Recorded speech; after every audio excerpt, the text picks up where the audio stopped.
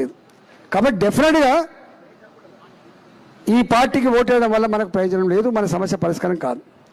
Congress party కూడా ఏం చెప్తా ఉంది? కాంగ్రెస్ పార్టీ నాకు ఓటేయండి, మా రాహుల్ గాంధీ గారు ప్రధానమంత్రి అవుతాడు అంటున్నాడు. సాధ్యమవుతుందా? 40 సీట్లున్న కాంగ్రెస్ పార్టీ 300 సీట్లు వచ్చే ఆస్కారం ఉందా దేశంలో? పోటీలో 300 సీట్లకు పోటీ చేస్తున్నప్పుడు ఎట్లా సాధ్యమవుతుంది? అంటే వారు ఇక్కడ గెలిచేది లేదు, అక్కడ ప్రధానమంత్రి గవర్నమెంట్ వచ్చేది లేదు, మన సమస్య పరిష్కారం ఏది లేదు. అందువల్ల ఇవాళ సమస్య పరిష్కారం చేయగలిగే సత్తా మల్కాగిరి పార్లమెంట్లో ఇవాళ కంటోన్మెంట్లో ఇన్ఫ్రాస్ట్రక్చర్ రావాలన్నా, ఎంప్లాయ్మెంట్ జనరేషన్ రావాలన్నా, మెట్రో రైలు రావాలన్నా, నా ఇండస్ట్రీస్ రావాలన్నా, నా సాఫ్ట్వేర్ ఇండస్ట్రీస్ రావాలన్నా ఇవాళ భారతీయ జనతా పార్టీతో మాత్రమే సాధ్యమైందని చెప్పడం చేస్తున్నాం. ఇవాళ మీరు చూసిండ్రు, ఒకనాడు దేశంలో ఇదే హైదరాబాద్లో నా కుటుంబం చల్లగుండాలి, నా సమాజం చల్లగుండాలని చెప్పి సాయిబాబా టెంపుల్ దగ్గర పూజ కోసం పోయినరు అమాయకులు. టెర్రరిస్టుల బాంబులలో అనేక మంది చనిపోయినరు. తెగిపడ్డ చేతులు, తెగిపడ్డ కాళ్ళని ఇప్పటికి మనం వాళ్ళని చూస్తూ ఉంటాం. మేము నా గోకుల్ చాట్ బాంబ్ బ్లాస్ట్లో ఎంతమంది చనిపోయిన ఒకసారి చూడండి. దిల్సుఖ్నగర్ బాంబ్ బ్లాస్ట్ ఎంతమంది చనిపోయిన ఒకసారి చూడండి. ఇవాళ లుంబిని పార్కులో కూడా బాంబులు పేల్చిండ్రు. కానీ ఇవాళ ఈ హైదరాబాద్ కాదు, నేను ఒక డాక్టర్ మనం చెప్తుండే, శ్రీనగర్లో ఒకనాడు ప్రతి నిత్యం బుల్లెట్ల గాయాలతో ప్రజలు కావచ్చు, బుల్లెట్ల గాయాలతో సైనికులు కావచ్చు దవాఖానకు వచ్చేది. ఇవాళ ఆ బుల్లెట్ల గాయాలు లేవని చెప్పేటువంటి మాట అవుతుందో ఇవాళ భద్రతకి ఇవాళ గొప్ప ప్రయారిటీ ఇచ్చి ప్రజల ప్రాణాలు కాపాడినటువంటి బిడ్డ నరేంద్ర మోడీ గారు. ఇవాళ ఎందుకు ఓటేయాలి? నేను ఒక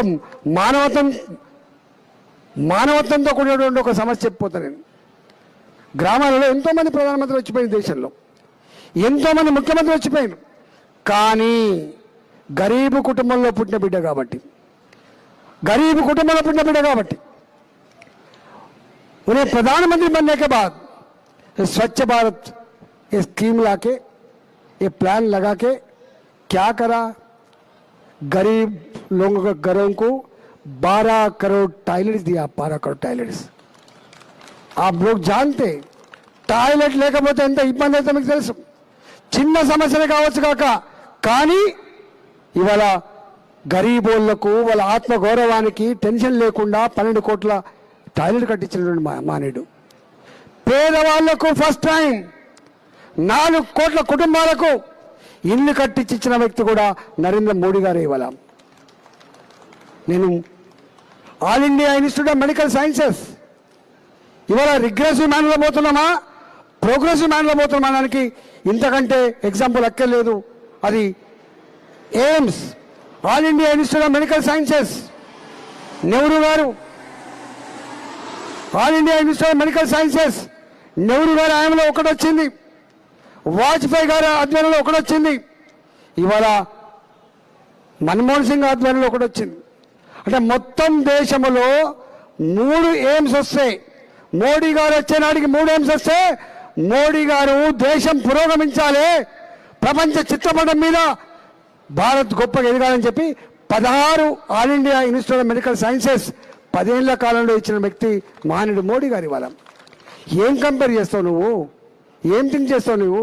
అబ్దుల్ కలాం కళలు కనండి, కానీ పెద్ద కళలు కనమని చెప్పిండు.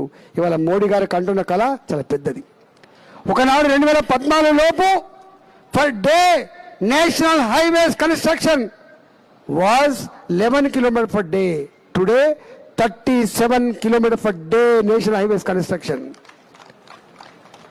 Before 2014 75 or 76 airports in India. Today 153 airports in India. 153 airports in India. ఇంతెందుకు మీకు ఈ హైదరాబాద్, ఈ సికింద్రాబాద్ రైల్వే స్టేషన్, నీ కాచిగూడ రైల్వే స్టేషన్, నీ నాంపల్ రైల్వే స్టేషన్ दुर्गंधपूरित बहुत गंदा था वो। आज दिखते क्या गंदा वो? आज मॉडर्न रेलवे स्टेशंस एयरपोर्ट जैसा देखे वो कंस्ट्रक्शन पूरी हो रहा है।